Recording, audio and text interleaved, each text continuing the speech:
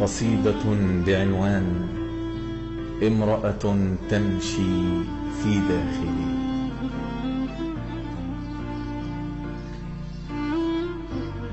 لا أحد قرأ فنجاني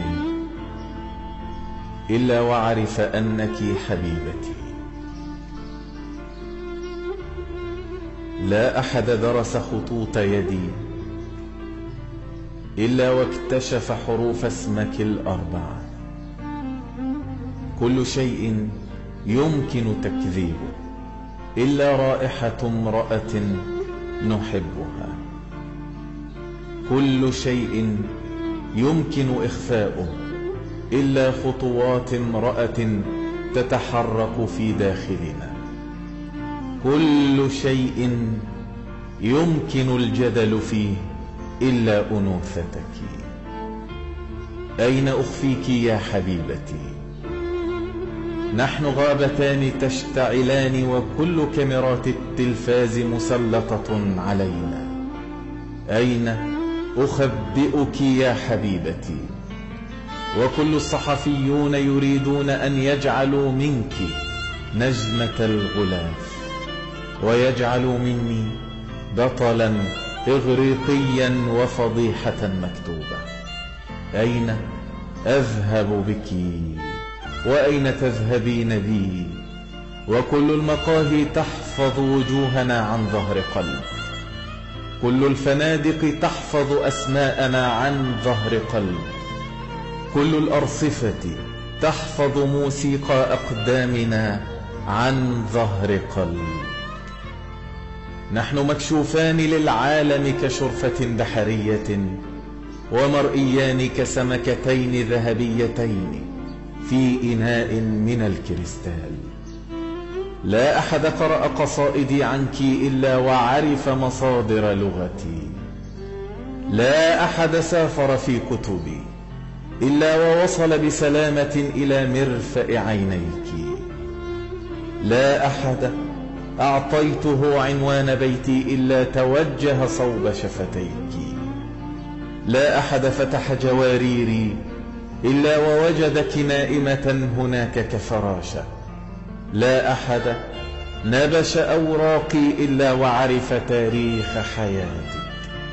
علميني طريقة أحبسك بها في التاء المربوطة وأمنعك من الخروج. علميني أن أرسم حول نهديك دائرة بالقلم البنفسجي وأمنعهما من الطيران. علميني طريقة أعتقلك بها كالنقطة في آخر السطر. علميني طريقة أمشي بها تحت أمطار عينيك ولا أتبلل وأتدحرج من مرتفعات نهديك الشاهقين ولا أتفتت. ارفعي يديك عن عاداتي الصغيرة وأشيائي الصغيرة، عن القلم الذي أكتب به والأوراق التي أخربش عليها وعلاقة المفاتيح التي أحملها والقهوة التي أحتسيها. ارفعي يديك عن كتاباتي، فليس من المعقول أن أكتب بأصابعك وأتنفس برئتيك. ليس من المعقول أن أضحك بشفتيك وأن تبكي أنت بعيوني. اجلسي معي قليلا لنعيد النظر في خريطة الحب التي رسمتيها بقسوة فاتح مغولي وأنانية امرأة تريد أن تقول للرجل كن فيكون.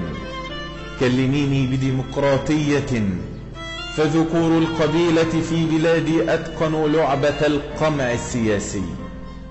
لا أريدك أن تمارسي معي لعبة القمع العاطفي. اجلسي حتى نرى أين حدود عينيك وأين حدود أحزاني، أين تبتدئ مياهك الإقليمية وأين تنتهي دمائي. اجلسي حتى نتفاهم على أي جزء من أجزاء جسدي ستتوقف فتوحاتك وفي أي ساعة من ساعات الليل ستبدأ غزواتك.